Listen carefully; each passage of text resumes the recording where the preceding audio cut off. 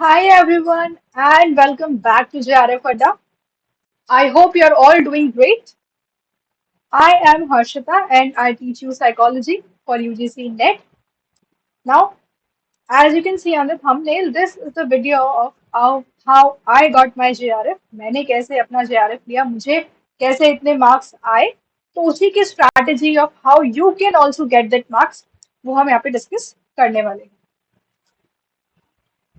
Now we also have this 45 days crash course जो हमारा already चल रहा है फॉर योर जून 2025 का जो एग्जाम आपका रहने वाला है उसके लिए हमारा ऑफलाइन चल रहा है. तो कोर्स अगर आप जयपुर में रहते हो, आप जयपुर के पास में रहते हो, तो you can enrol into this course.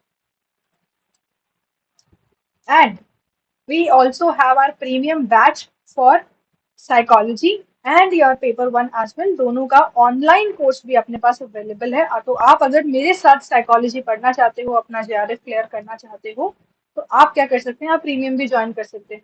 2025 का बैच अभी ऑन गोइंग है और दिसंबर के लिए भी आप एनरोल कर सकते हैं. दिसंबर 2025 के लिए भी एनरोलमेंट स्टार्ट हो चुके हैं, both your paper one and paper two दोनों के लिए स्टार्ट हो गया है. तो आप दोनों के लिए क्या कर सकते हो, आप ज्वाइन कर सकते हो. चलिए, so let's talk about how I clear my JRF. ये आप लोगों का सभी का रहता है कि भाई कैसे करना है, क्या करना चाहिए, क्या नहीं करना चाहिए. वो सभी चीजें सभी के डाउट्स रहते हैं, सभी बच्चों को ये चीज रहती है. जब व्हेन आई वाज प्रिपेयरिंग तब मुझे भी ये वाली चीजें रहती थी. तो देखो, और दूसरी चीज है कि हमारे लिए जानना इसलिए भी जरूरी है कि आप देखिए कि कट ऑफ कितनी तेजी से बढ़ रहा है. इफ यू टॉक अबाउट दिसंबर 2024, दिसंबर का जो कट ऑफ गया था इट वाज 240. ये आपका कट ऑफ रहा था. उसके पहले भी इट वाज अराउंड दिस. इसके पहले भी इतना ही कट ऑफ रहा है. तो आपका कट ऑफ क्या है, कट ऑफ हमेशा बढ़ता जा रहा है. पिछले से पिछली बार पेपर डिफिकल्ट था लेकिन कट ऑफ हाई था. तो अब वो वाली चीज तो रही नहीं है कि पेपर, अगर अपन साइकोलॉजी के अंदर बात करें कि पेपर किस लेवल का आ रहा है.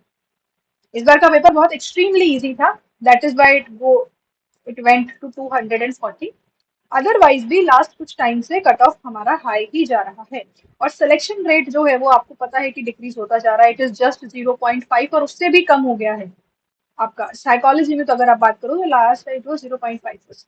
Just this much of the individuals got their JRF. तो इसका मतलब ये है कि हमें कुछ तो अलग तरीके से पढ़ना पड़ेगा, कुछ तो डिफरेंट हमें करना पड़ेगा if we want to score this marks. और देखो, तो उसी के बारे में अपन बात करते हैं कि क्या आप चीजें कर सकते हैं, क्या मैंने कर. सबसे पहली जो चीज आती है ना, और जो अभी के सिनेरियो के लिए भी जरूरी हो चुकी है, दैट इज कॉन्सेप्ट क्लैरिटी. आपकी कॉन्सेप्ट की क्लैरिटी कितनी है, कितना आपको कॉन्सेप्ट अच्छे से पता है. आप सिर्फ रटाफिकेशन वाली चीज नहीं कर रहे हैं, आप सिर्फ चीजों को रट नहीं रहे हो, आप समझ रहे हो. और जब आप उनको डीपली जाके चीजों को समझते हो, उस कॉन्सेप्ट को समझते हो, ये नहीं कि सिर्फ ऊपर ऊपर से देख लिया और हो गया, वो चार जो कीवर्ड्स है वो हमने याद कर लिए एंड दैट्स इट. अब वो वाला पेपर ही नहीं रहा. वो उस टाइप का तो पेपर ही आना बंद हो गया है जहाँ पे आपके सिर्फ चार कीवर्ड्स याद करने से पेपर सॉल्व हो रहा था. Like now you want the concept clarity and I think this is something that actually help me. मैंने अपना नेट पहले अटेम्प्ट में क्लियर किया और सेकंड टाइम में मैंने जेआरएफ भी कर लिया. तो दोनों ही चीजों में मुझे लगा कि दिस इज समथिंग जो मुझे हेल्प किया कि मेरा कॉन्सेप्ट स्ट्रॉन्ग. पहली बार में मेरे पास ज्यादा समय नहीं था प्रिपेयर करने का, कुछ बहुत ही कम समय था. 2 महीने का अराउंड टाइम था मेरे पास. तो मुझे पता था उस टाइम पे भी कि मेरा जेआरएफ तो नहीं हो पाएगा. But what I also new कि मुझे नेट तो करना है. And I work in that way only. मैंने उसी हिसाब से चीजें करी, उसी अकॉर्डिंग काम करा कि इट्स ओके कि अपन जेआरएफ तो नहीं लेते, let's not target that, target net. और उसके अकॉर्डिंग काम. और मैंने वही सभी चीजें उस टाइम पे भी फॉलो की. और उसके बाद जब मैं नेक्स्ट टाइम जब मैंने प्रॉपरली प्रिपेयर किया तब तो मैंने और अच्छे से, आई वुड से कि मैंने ये सभी चीजें की. तो सबसे पहली चीज मुझे लगता है कि कॉन्सेप्ट क्लैरिटी मेरे अंदर मुझे ये वाली चीज तो लगती है बिकॉज मैं 11th स्टैंडर्ड से साइकोलॉजी पढ़ रही हूँ. It is my favourite subject, it was my favourite, it is my favourite. And I love reading psychology. तो कहीं ना कहीं मैंने साइकोलॉजी को बहुत पढ़ा है. तो उससे मेरे पास कॉन्सेप्ट क्लैरिटी आई. आपके पास भी आ सकती है अगर आप चीजों को अच्छे से पढ़ते हो. You can also get it. Second thing, paper one की बात करें तो देखो अब का जो टाइम है ना, उसमें आप मान के चलिए आपके 38 to 40 क्वेश्चन तो सही होने ही होने चाहिए। You have to get 80 marks किसी भी हालत में। 78 80 और उसके ऊपर आप ला रहे हैं तो बहुत अच्छी बात है, क्योंकि बच्चों के आने लगे हैं, अब सभी के आ रहे हैं। इन जनरल बच्चा 30 के ऊपर क्वेश्चन करके आता है, एवरेज के एवरेज बच्चा। तो if you want to be ahead तो आपको 40 तक या 40 प्लस तक जाना पड़ेगा। What I did here was I studied paper one through topics. मैंने टॉपिक्स के द्वारा पेपर वन पढ़ा, मैंने कभी यूनिट वाइज पेपर को नहीं पढ़ा, क्योंकि यूनिट वाइज हर चीज पेपर वन में नहीं आती। ऐसा नहीं है कि हर यूनिट से आता है, बट कुछ टॉपिक्स हैं जो हमेशा आते हैं। इन टॉपिक्स को मैंने अपनी एक वीडियो रही है कि लास्ट 70 डेज में अपन किस तरीके से प्रिपेयर कर सकते हैं, उसमें मैंने वो टॉपिक्स डिटेल में डिस्कस किए, पेपर वन के भी। आप उसको भी जाके देख सकते हो कि पेपर वन के कुछ टॉपिक्स जो हर बार पूछे जाते हैं वो मैंने बहुत अच्छे से किया। मैं अराउंड 2 से 3 घंटे निकालती थी इसके लिए दिन में, बस मैंने इतना ही दिया है। Now it also depends on you कि आपका कौन सा पोर्शन वीक है, कौन सा स्ट्रॉन्ग है। मेरे अकॉर्डिंग मेरा जो मोटे मोटे जो पोर्शन होते थे वो मेरे बहुत स्ट्रॉन्ग थे। जैसे मैथ्स वाला पोर्शन मेरा स्ट्रॉन्ग था, तो मुझे मेरा टाइम वहां पे बच गया। बट अगर आपका वो चीज नहीं है तो आप उसके अंदर टाइम लगा सकते हो, आप उसको वो टाइम दे सकते हो। But what you should also do is study paper one through topics. Topics के द्वारा इसको पढ़िए, यूनिट वाइज ना पढ़े इसको, क्योंकि यूनिट वाइज आपको वर्ड टू वर्ड हर चीज पेपर वन में कवर करने की जरूरत नहीं होती है। हर यूनिट के अंदर कुछ इंपॉर्टेंट टॉपिक्स होते हैं जो आपसे हर बार पूछे जाते हैं। पेपर टू, अगर विद इन साइकोलॉजी, अगर सिर्फ साइकोलॉजी के कॉन्टेक्स्ट में अपन बात करें तो पेपर टू यानी कि आपका साइकोलॉजी, इसके अंदर हर यूनिट से क्वेश्चन आता है। ऐसी कोई यूनिट नहीं है जिससे कम आ रहा है, ज्यादा आ रहा है, ऑलमोस्ट बराबर आपके पास हर यूनिट से आ रहा है। इसको आपको यूनिट वाइज पढ़ना जरूरी। You have to cover each and every topic, each and every unit पूरी तरीके से कवर करना पड़ेगा, तभी आपका पेपर टू प्रॉपर हो पाएगा, अदरवाइज नहीं होगा। क्योंकि अपन ये नहीं कह सकते कि आपको इस यूनिट से 10 क्वेश्चन पूछे जाते हैं, इससे 2 ही पूछे जाते हैं। अगर आप ऑन एन एवरेज देखें तो हर यूनिट से आपको छह कोई यूनिट से हो सकता है आपको 7 8 क्वेश्चन पूछ लेगा, किसी यूनिट में 10 से 12 क्वेश्चन पूछ लेगा, बट ऑन एन एवरेज सबका सेम रहता है। तो कई बार वो फर्स्ट यूनिट से पहले देखा जाता था कि फर्स्ट यूनिट से थोड़ा सा क्वेश्चन कम आया करता था। आप पिछले से पिछला जून उसका अगस्त वाला पेपर उठाइए, रीनेट वाला पेपर उठाइए, इतना सारा उसने पेपर वन से पूछा। अब वो चीजें तभी आ पाती जब हमारी थोड़ी सी कॉन्सेप्ट क्लैरिटी होती, जब हमने थोड़ा सा अच्छे से चीजों को पढ़ा होता है। That is when you will be able to clear those questions, you will be able to answer those questions. तो पेपर टू को यूनिट्स के थ्रू पढ़ना होगा, मैंने इसको यूनिट्स के थ्रू ही पढ़ा। Read and revise, multiple revision. मैं और एक तो सबसे बड़ी चीज है नोट मेकिंग। नोट्स आप नहीं बनाते हैं तो I think there is a problem. Make notes. आप क्लासेस लेते हो, आप पढ़ते हो, तो साथ साथ में आप नोट्स भी बनाइए। क्लास एक बार ले लीजिए, समझ लीजिए, उसके बाद नोट्स बनाइए, बट नोट्स बनाइए। हमेशा उन पे रिलाई नहीं रहना जो टीचर आपको नोट देती है, नोट्स आपको प्रोवाइड करती है। क्योंकि देखो कई बार क्या होता है, जो टीचर्स क्या है, अगर मैं अपनी भी बात करूँ तो हम कई बार जो चीज होती है जो हम बोल देते हैं वो उसको लिखते नहीं, बट वो चीजें भी इंपॉर्टेंट हो जाती है। We try to write as much as we can, but कुछ चीजें होती है जो आप we are having a conversation और we are discussing the topic, तो इसमें कुछ चीजें होती है जो नहीं लिखी जाती है, या कुछ चीजें जिस तरीके से हम बता रहे हैं उस तरीके से वो नहीं लिखा गया है आपको, अगर सिर्फ नोट्स है आपके पास, हैंड रिटन वाले नोट्स नहीं है तो भी। तो उस चीज के लिए हमारे पास खुद के नोट्स होने चाहिए, खुद की लैंग्वेज में वो नोट्स होने चाहिए। कई बार टीचर की लैंग्वेज नहीं समझ में आती है जो नोट्स में लिखी गई है, तो खुद की लैंग्वेज में बनाइए। शॉर्ट नोट्स भी बनाइए, लॉन्ग आपको चाहिए तो आप लॉन्ग बनाइए, कीवर्ड्स को हाईलाइट करते हुए लिखिए। तो वो सभी चीजें एग्जाम के टाइम पे रिविजन करने में आपको बहुत हेल्पफुल होती है। What I used to do is, मेरे पास अगर मैं बात करूं, जब मैं प्रिपेयर कर रही थी तो मेरे पास 3 कॉपीज हुआ करती थी, 3 रजिस्टर्स थे जिसमें मेरे पूरा साइकोलॉजी की 10 यूनिट्स थी। मैं कोई भी एक रजिस्टर उठाती थी and I just flip the pages and I used to read. कभी भी, कभी भी बस बुक उठाइए, उसको रीड करे जा रही हूँ। कभी एक रजिस्टर, कभी दूसरा उठाया, कोई नहीं कौन सा यूनिट आ रहा है कौन सा नहीं आ रहा है, जस्ट रीड रीड रीड, हर पन्ने को रीड कर रही हूँ।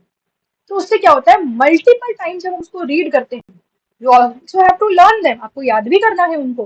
पर एक बार अगर आप याद कर चुके हैं, एक बार दो बार आपने याद करने के हिसाब से पढ़ लिया, उसके बाद आप क्या कर सकते हो, आप हर दिन एक कॉपी उठाइए, उसको रीड कीजिए, उसको रिवाइज करिए, फिर एक दिन ऐसा निकालो कि आराम से बैठ के एक एक चीज को पढ़ो, तो उससे क्या होगा, मल्टीपल टाइम्स वो सब चीजें आपके दिमाग में जाएंगी। इसके अलावा what I use to do, I use to watch the videos. ये मैं पेपर वन पेपर टू दोनों के लिए क्या करती थी, आई यूज टू वॉच वीडियोस। मैं खाना खा रही हूँ तो मैं वीडियो चला के बैठी हूँ, मैं कुछ और काम कर रही हूँ, मैं ट्रैवल कर रही हूँ तो मैंने वीडियो चला रखी है। तो मैं रिविजन पे मैंने बहुत ज्यादा ध्यान दिया था, जो चीज मैंने पढ़ी है उसको 10 बार 15 बार रिवाइज करना। और मॉक्स, I have done each and every mock again and again around 4 to 5 days। Even मेरे को उसमें 200 नंबर आ रहे हैं, चाहे मुझे 100 नंबर आ रहे हो, चाहे मुझे 150 नंबर आ रहे हो, तो भी मैंने उसको वापस किया। मैंने 4 से 5 बार हर पेपर को, हर मॉक को सॉल्व किया। And that actually help me कि क्वेश्चंस को कैसे टैकल करना है, जो क्वेश्चन नहीं आता है उसको कैसे आंसर करना है, कैसे आप एलिमिनेट करेंगे, कैसे आप उस डिसीजन तक पहुंचेंगे कि इसका आंसर ये हो सकता है और ये नहीं हो सकता है। और जब आप मल्टीपल टाइम इतने सारे ऑप्शंस देखते हो, इतने सारे टर्म्स देखते हो, तो बहुत सारी नई टर्म्स भी सीखते हो। और वही सब चीजें आपको जब आप मेन एग्जाम में बैठे हो तब आपको हेल्प करती है आइडेंटिफाई करने में कि अच्छा ये टर्म तो मैंने इस क्वेश्चन के अंदर वहां पढ़ी थी, तो ये यहाँ तो शायद अप्लाई नहीं हो सकती है। इस तरीके से आप चीजों को समझते हैं, आप पेपर करने का तरीका समझते हैं। दूसरी चीज मुझे जो लगता है, स्ट्रेस रिडक्शन भी होती है यहाँ पे, आपका स्ट्रेस भी कम होता है। वो जो पेपर की एंजाइटी है ना, वो थोड़ी सी रिड्यूस हो जाती है। और कई बार ये this is the main problem, हम इतने ज्यादा एंशियस होते हैं, इतने ज्यादा स्ट्रेस में होते हैं एग्जाम के दौरान कि क्वेश्चन भी ढंग से नहीं पढ़ पाते। तो वो क्वेश्चन अच्छे से पढ़ना ताकि आंसर अच्छे से दे पाओ, ऑप्शंस अच्छे से पढ़ना, स्ट्रेस कम रहना, ये सभी चीजें आपको मॉक सिखाती है। And yes, it is very important to read questions.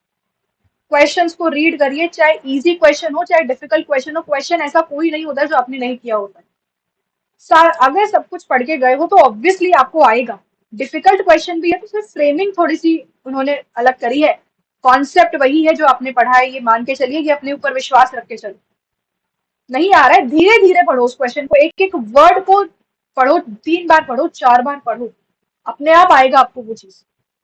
तो ये वाली चीज आपको ध्यान रखनी है कि क्वेश्चन देखते ही घबराना नहीं है, एंशियस नहीं होना है, और उस क्वेश्चन को आराम से रीड करना है। इजी क्वेश्चन है तो एक्साइटेड नहीं होना है, तो भी अच्छे से रीड करना है, तो वरना गलत आंसर मार्क करते हैं।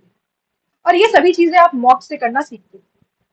Again the last thing is managing the time.